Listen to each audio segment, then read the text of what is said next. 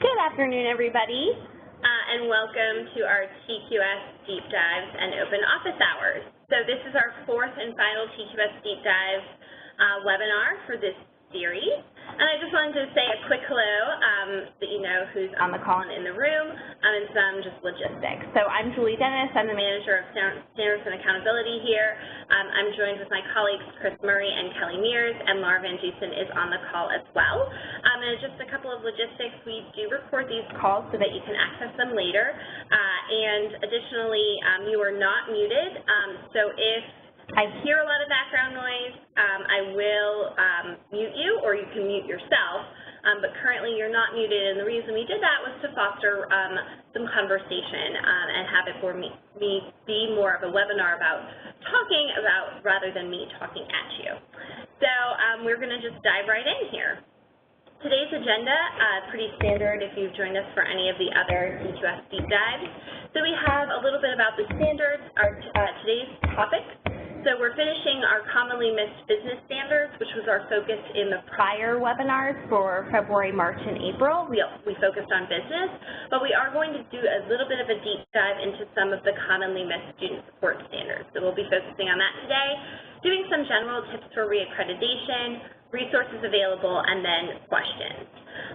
And so I just want to reemphasize, as I mentioned, this is really time for you to ask questions of your TQS team here at CAIS National, and so we really want to take the time to focus on any questions or concerns that you have. So at any time, you can always speak up because you're not on mute, or you could raise your hand or put something, or sorry, you could put a question into the chat, and I will address it. I am monitoring that as we go along.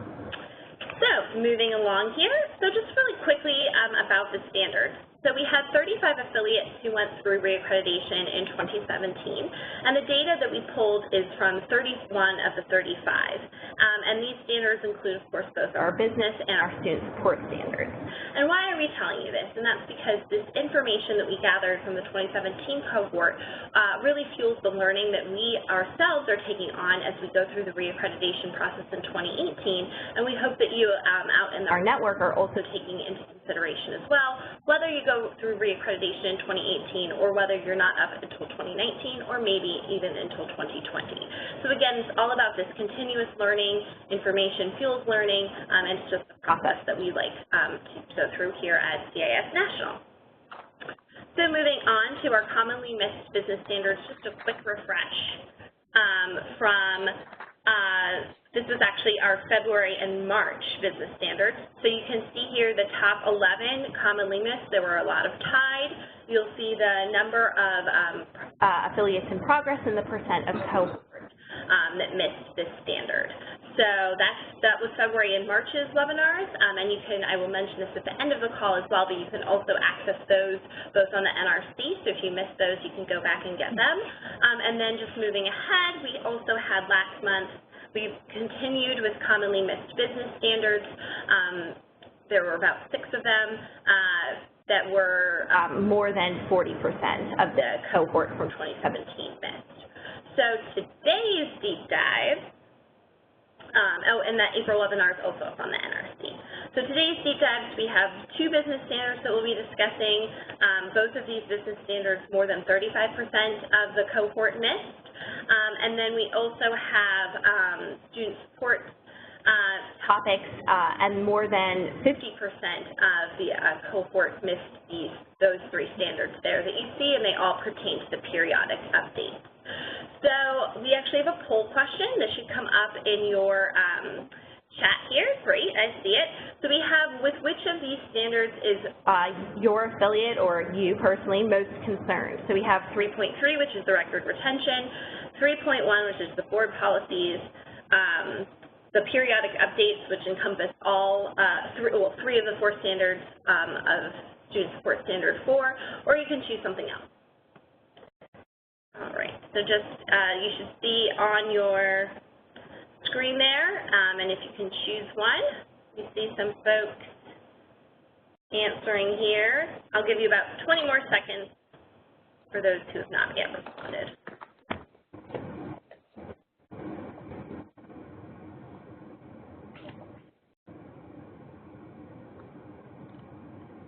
All right, so it seems like a pretty even split between the business standards of record retention and board policies, and then we also have something else for a couple of folks.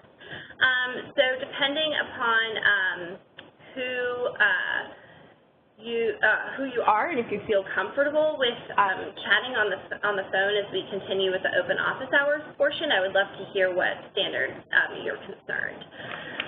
So moving along, let's just dive right in then to Business Standard 3.3, Record Retention Policies.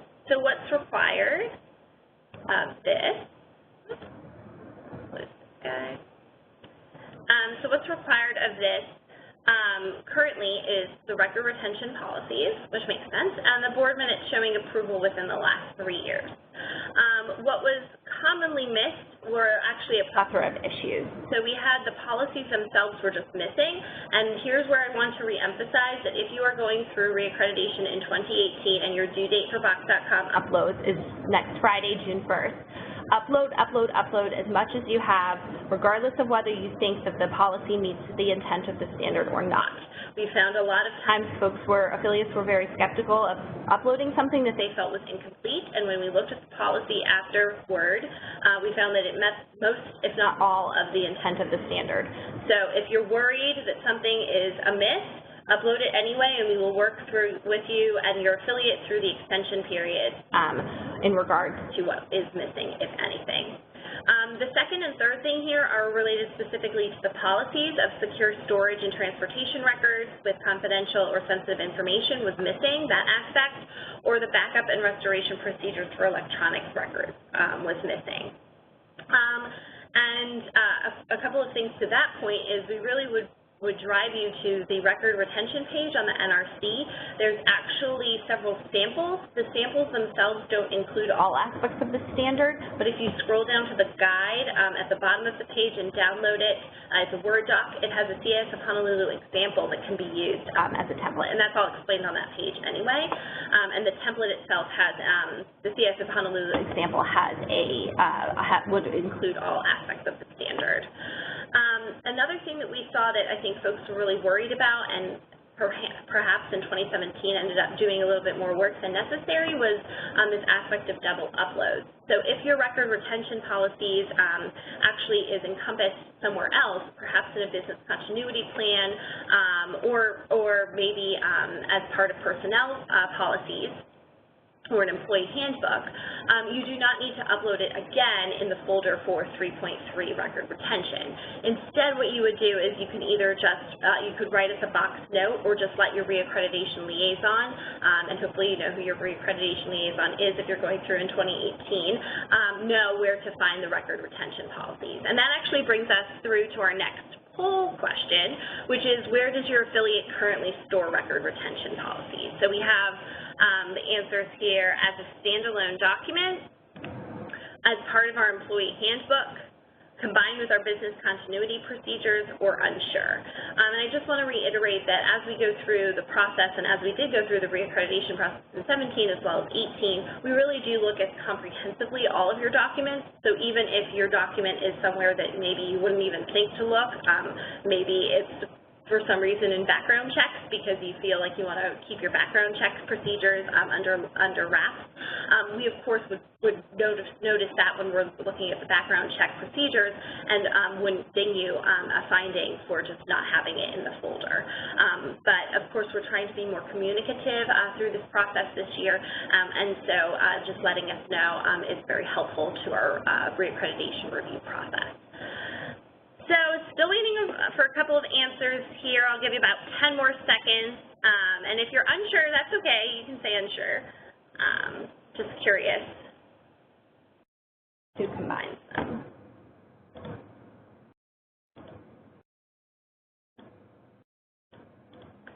Okay, great. So we see that the number one answer is actually the standalone document. Oh, nope, just tied. Standalone document or combined with our business continuity procedures. And I think it makes a lot of sense to combine it with business continuity procedures, but again, we don't want to create double work, so please don't feel like you have to double upload. So awesome. All right, we'll move on then to our next business standard, which is on board policies. So what's required are the board policies themselves, and then the board minutes showing approval within the past 3 years. And so what was commonly missed here were that the board minutes were actually missing, or that the policies were missing, or in particular the code of ethics was missing. So board policies are an interesting policy in themselves because we talk about governance in business standards too. So 2 through 8 is a lot of the governance standards. But board policies sit, as you can see, in the business standard 3, policies and procedures. And that's because we recognize that not all bylaws, because bylaws are legally binding, include perhaps some of these board policies. For example, how many times attendance at meetings, annual giving, the code of ethics, and then the conflict of interest. So those are the 4 components. So if they aren't in your bylaws or aren't in your board member commitment, we then require you to have some policies around those 4 things. So that means that if they are in your bylaws, if they're covered in your bylaws, or if they're already covered in your board member commitment, no, you do not need to create new board policies because you've already covered, as long as all the 4 components that I just mentioned are included in those 2 aspects, either board member commitment and or bylaws, then no, you do not need to create new policies. And so, like I said before, we kind of look all over. So we will take a look. If you don't have the board policies in 3.1, we'll take a look in board member commitment, and then, of course, be reading your bylaws anyway to see if it's included there.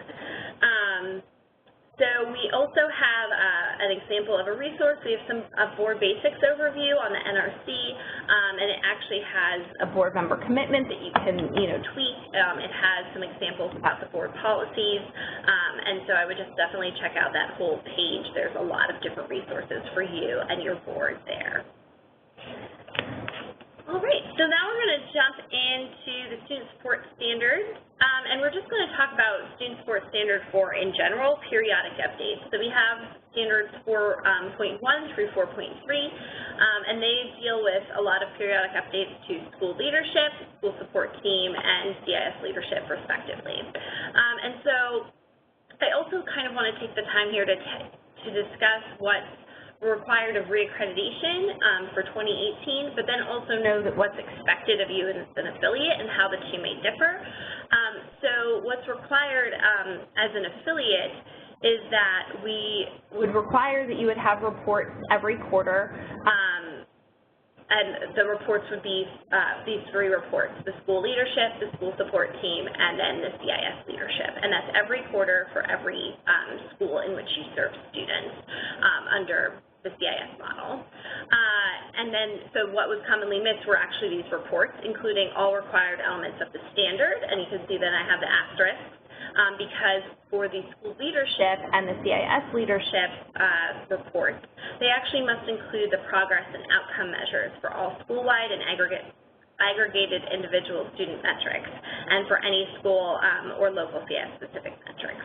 So we noticed that some of the reports were just missing this specific aspect, and we do read these reports quite carefully and are thoughtful about, when we consider you meeting the intent of the standard, and so you definitely want to make sure that each report includes all aspects of the standard. And so we noticed that what was most commonly missed is the reports themselves were missing, or that the reports did not contain all elements. The other aspect that's required that we're going to be more, I think, specific about and try to hold affiliates to this year is that we actually have a place in SYSDEM, which if you use SYSDEM, you can record how many reports are done each quarter for each CIS model school. So we will be looking to SYSDEM data to show that you have recorded that as well.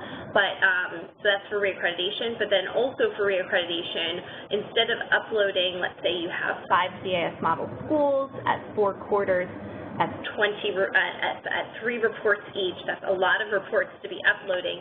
We're actually only requesting a sample report for each school, for each standard.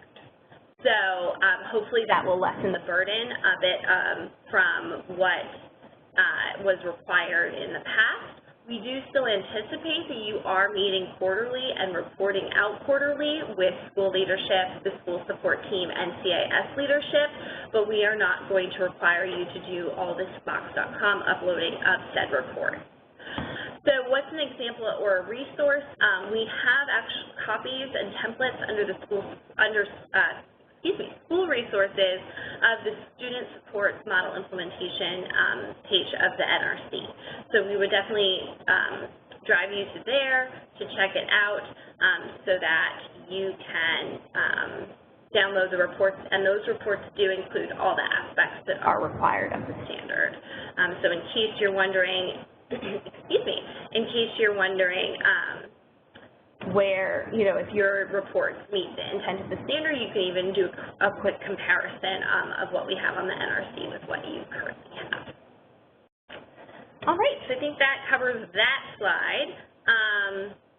And then, so lastly, I just wanted to kind of go through a student support standards final checklist and just kind of go through a couple of things here. So first of all, this is, again, talking about the student support standards, and we, of course, make you enter system data and do, the school support plan, et cetera, which I'll get into it in a moment. And this is all, again, to just keep in mind that reporting is really important to keep everyone up to date and on track, to track progress with the goals. So we're hopefully not creating a cumbersome, this is not meant to be punitive or cumbersome. It's really meant to help you and your affiliate track if you're achieving the goals that you set out at the beginning of the year to achieve. So on that note, the Student Support Standards Final Checklist, you want to ensure that all schools have a school agreement and school support plan uploaded to Box.com. Again, this is if you are going through reaccreditation in 2018. We anticipate that even if you're not going through reaccreditation, you still have a school agreement and school support plan. And it's up to 5 CIS model schools for reaccreditation 2018. So that means if your affiliate serves 10 schools, CIS model schools, you would pick 5 of those. And you can pick any 5 that you'd like. We're not particular. That's up to you. So you want to make sure that the school support agreement and school support plan is signed. This was actually something that was a problem last year, so just make sure that the copies are the correct copies and the signed, finalized copies. It's a simple mistake to make, but it can set you back, just to give you an extension for 90 days, no big deal, not a problem. As I've mentioned numerous times, we anticipate that similarly to 2017, all affiliates in 2018 will have findings, and findings are okay. They are just, again, something to show that we are continuously improving upon our model and the work that we do with the kids that we serve. So that is fine, but it's just a very simple mistake to make. So just, as a quick final check before that June 1st deadline, just make sure all the school support and school support agreements and plans are signed. Include a blank copy of the parent guardian consent form for student support. And then again, this SysDem data, you want to include the school support plan is complete in SysDem, so you will upload that to Box, but then also make sure it's complete. Ensure that each CS model school has progress entries and goal achievement for CS model schools is entered. We are pulling data for 2018 on July 31st. So we do hope that that will give schools enough, affiliates enough time with schools, with the end of the school year being quite hectic, to fill out the data and complete everything so that on July 31st, when I pull the SysDem data reports, all data will be in and complete. So last poll question of the day, where do you as an affiliate complete your student support plan? So we have outside of SysDem, you create it in SysDem and then you print it out and get it signed, or are we unsure? So if you want to just take a quick moment for the poll.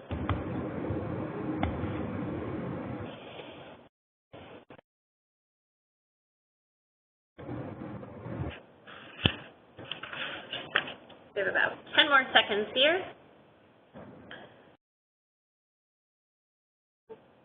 All right, and it looks like most affiliates create in SysDem and then print it out and get it signed. Wonderful.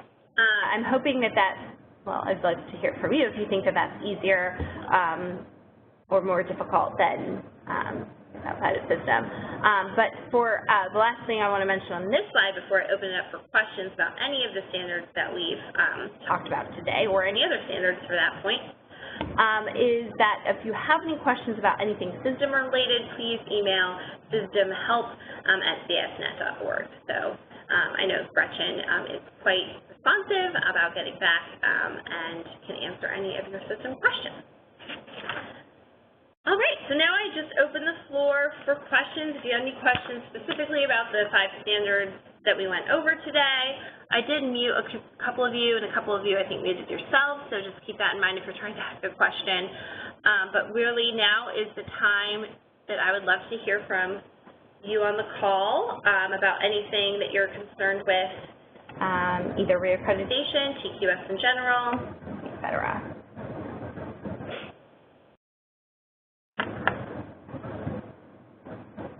And remember, you can always, you can always put something in the chat. Oh, great. I have a question here. How are check-ins measured for reaccreditation? And is that for the student check-ins, I would be thinking? So we actually check, there's a, yes, great. There's a way that we check how many students have support plans with how many times they did not meet monthly for check-ins. So there's 2 columns that we check. Basically, we want the numbers. I might have just messed up that explanation, but we want the 2 columns to match. So we want the number of students in that specific school with support plans to match the number of students who had monthly check-ins for the entirety of the school year. And so they should match. Yes. Does that answer that question? Just to clarify, we're pulling, we pull that data out through the TQS data report. Oh, yeah. So you can run that report yourself and see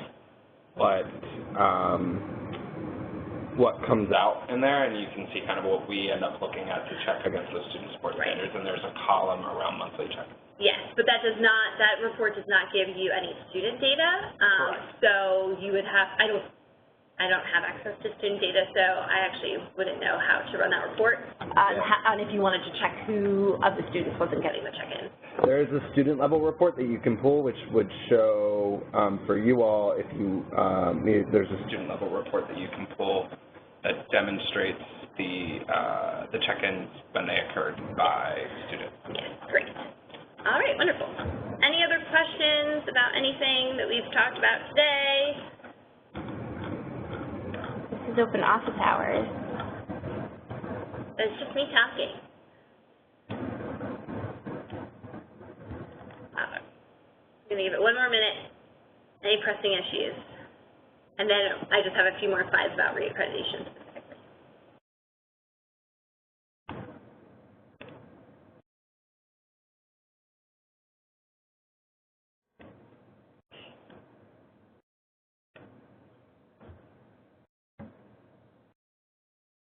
Okay, so we're just going to chat a little bit if you're preparing for reaccreditation.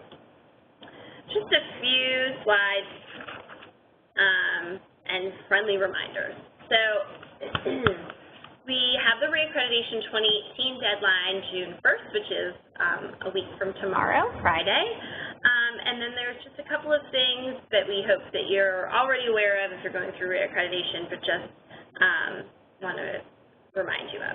So, excuse me, remember that the guides and the folder structures are yours to use, and that we would recommend not waiting until the day before to upload anything for reaccreditation. So, you know, if you can upload things in advance, that's just helpful to not feeling so frazzled on June 1st. And we also, again, as I mentioned, just upload as much as you have, and don't be afraid that you shouldn't upload something because it doesn't meet the intent of the standard. We will take a look at it and see if it does or does not, but that's not something that should prevent you from uploading it in the first place. And I would say also that when you are uploading to the folders, that you try to use clear naming conventions just as a way to help your reviewer, which is us here at National, to help us, know what we're looking for. And then, of course, I would urge you to go to the NRC. We have these recorded webinars. We have the series from last year. We have tons of resources under the nonprofit operations page. And so I would also encourage you to reach out to your reaccreditation liaison if you have any questions for him or her, and, just kind of make sure that your any of your pressing concerns are answered prior to the June 1st update or upload. Excuse me. All right, so quickly going through the timeline, and this is, again, just as a way to kind of know, for us to be more communicative and not think that we're just going to request a June 1st upload and then not talk to you until December. So we had the Box.com opening in December of 2017, and we had all of these webinars and things over the course of the spring, and so the Box.com closes on June 1st, and so all Box uploads will be required on June 1st, and then, as I mentioned, we'll be pulling system data on July 31st. So we have this review period from the 1st of June until about mid-September, and during that time, your reaccreditation liaison will be periodically reaching out to you with any questions or concerns or just as quick check-ins, but for the most part, we are diligently reviewing the documents that have been uploaded and the reports that have been pulled from system during that time. And then the National Office will complete site visits and verifications in September of this year. And as I mentioned before, but just to reiterate, no site visits are scheduled during the week of Leadership Town Hall as a way to hopefully not hinder anyone from not attending Town Hall.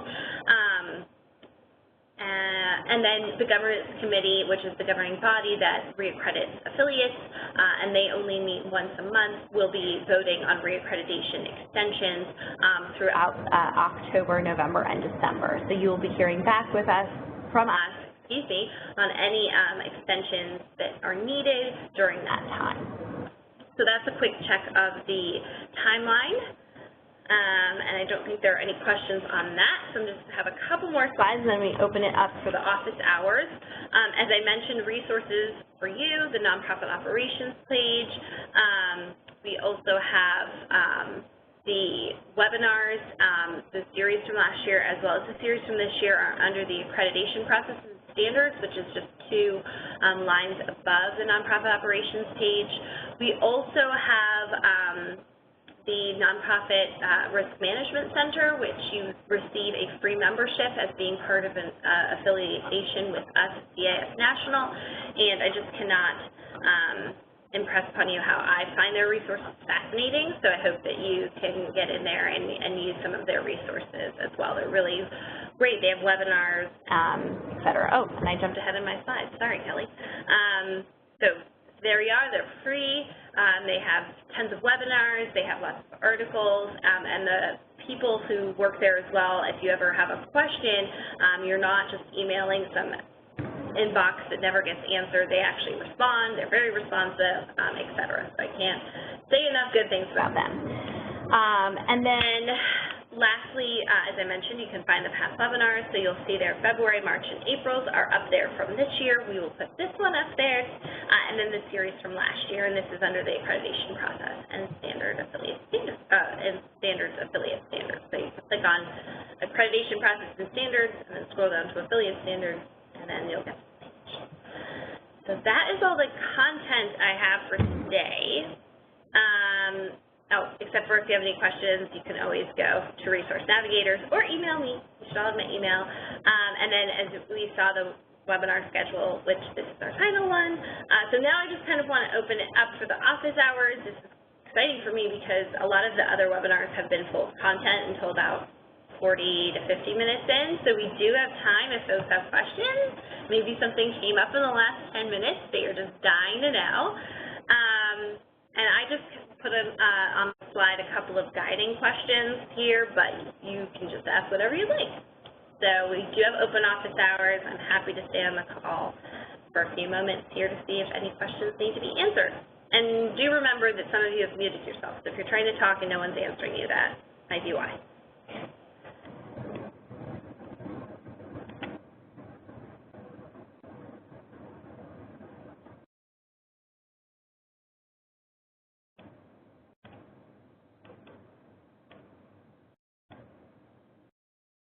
You can also put it in the chat.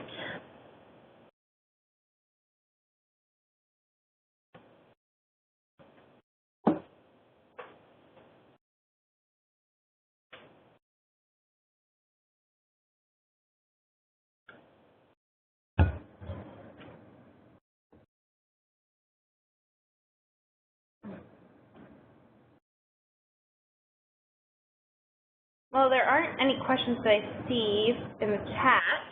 I'm, of course, always happy to entertain emails.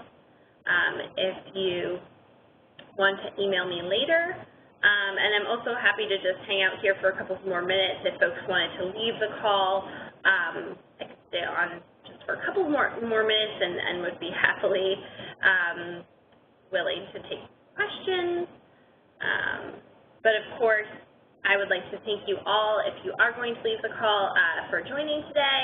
We hope that you found these TQS Deep Dives informative, and we hope to continue a similar thing next year in the spring as well, and would love ideas, if you have any, on how to make them more conversation-based and asking questions and creating really a dialogue around the standards. So thanks for joining today. I will wait here momentarily, like a few more minutes, like 2 more minutes, and then I'm going to cut off the call. But if you do have any questions, let me know. Thank you for joining, and I hope that you found this informative. Have a great day.